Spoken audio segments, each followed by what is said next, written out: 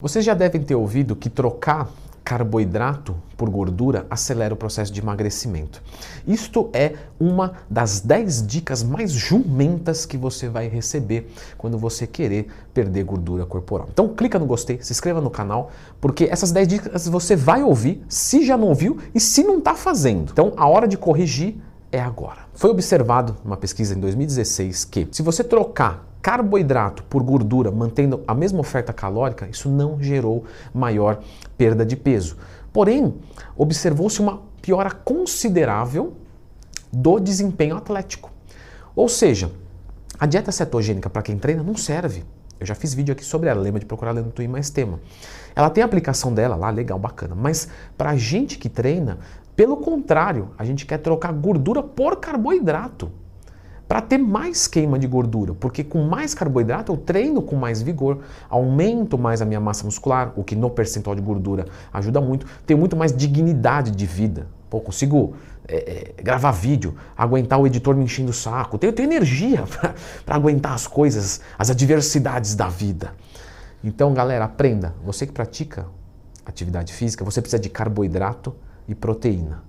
E por último, gordura. Não quer dizer que não é importante. E não gordura, proteína. Então vou emagrecer sem atividade física. Aí você vai demorar mais, vai perder massa muscular, ou seja, você sabe que é um péssimo negócio. Número 9.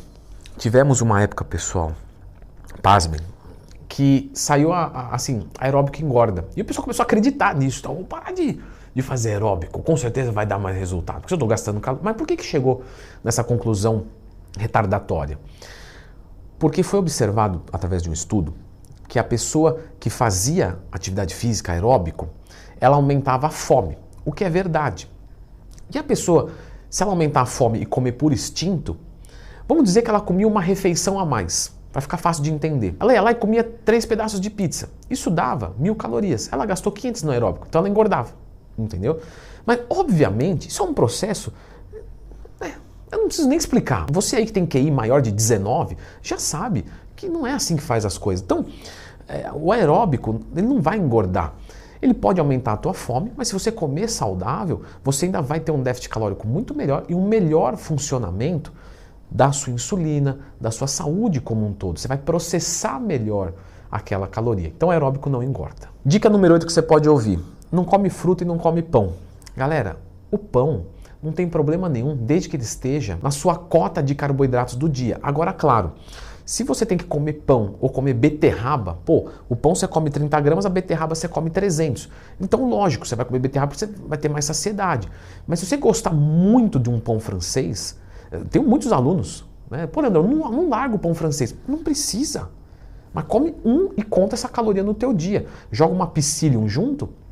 Psyllium é uma fibrinha, já expliquei ela aqui no canal, lembra de procurar lá no Twitter mais tema.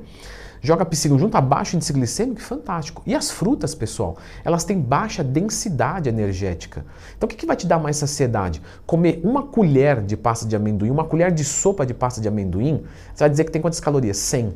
Galera, não tem 100 não. Uma colher de pasta de amendoim, põe o pote em cima da balança e tira uma colher de sopa.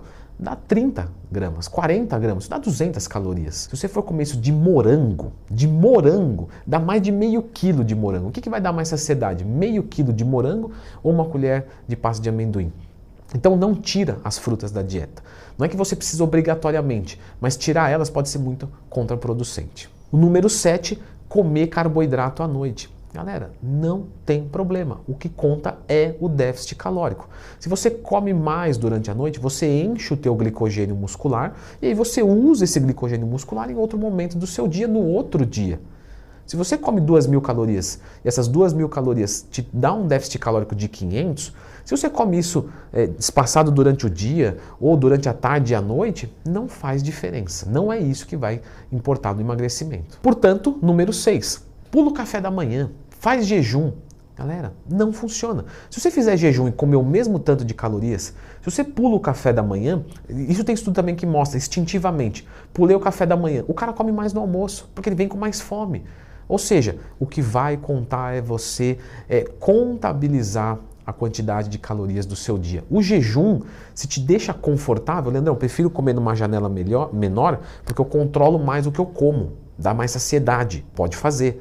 Agora, você fazer jejum e achar que vai emagrecer por isso não faz sentido. Até porque jejum não é dieta, jejum é não comer. O que vai importar é o que você vai fazer depois. E, inclusive, acho muito engraçado o jejum intermitente. Tem algum jejum que é para sempre? Porque se for para sempre, morre.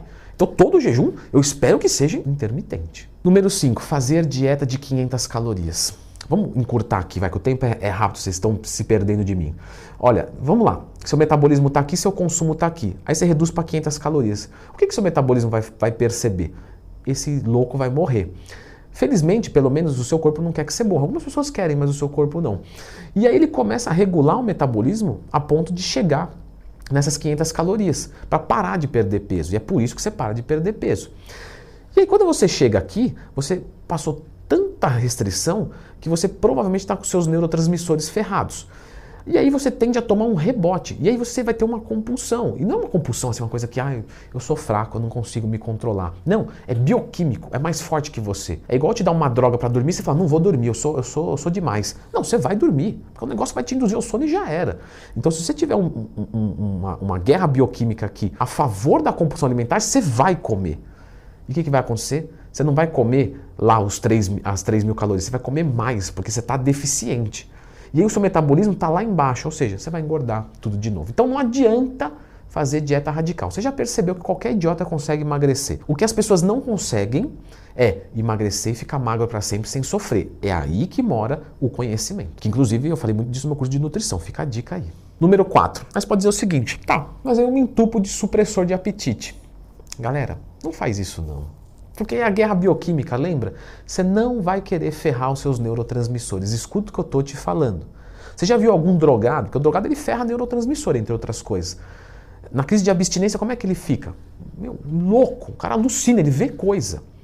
Se você se entupir de coisas que vão ferrar neurotransmissor seu, como supressores de apetite, anfepramona, sibutramina, antidepressivo, você vai tomar um rebote depois. Não tem almoço grátis na farmacocinética. Quando a gente vai analisar os fármacos, a gente sempre pensa no seguinte, o que de menos eu posso usar? Nós só usamos coisas que são estritamente necessárias, por isso que as drogas existem, elas não são extintas, elas funcionam, mas é no necessário.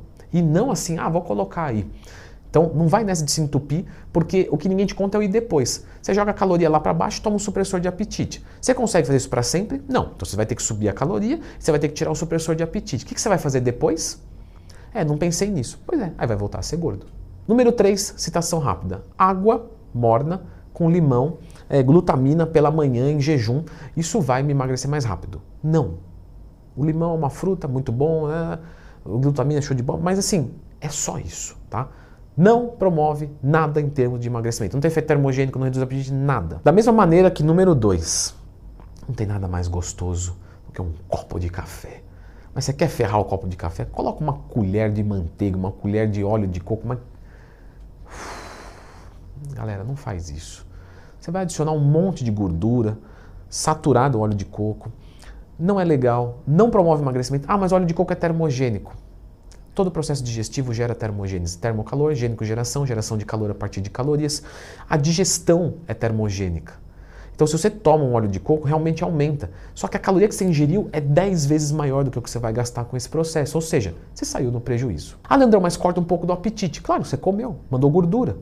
Mas se é para isso, então come fruta. Uma colher de óleo de coco dá 100 e poucas calorias. Vai lá e come 300 gramas de morango. Você vai ter energia para treinar junto com esse café e vai emagrecer muito mais sem fome. E o nosso número 1 é não se entupir de termogênico. Cai na mesma coisa das drogas, só que aí a pessoa fala assim, como é termogênico, é natural, não vai dar nada. Galera, não é assim. Nós temos um protocolo para a utilização dos termogênicos para que você perca gordura sempre, sem ter efeito colateral. E eu deixei esse protocolo muito bem explicadinho, tá?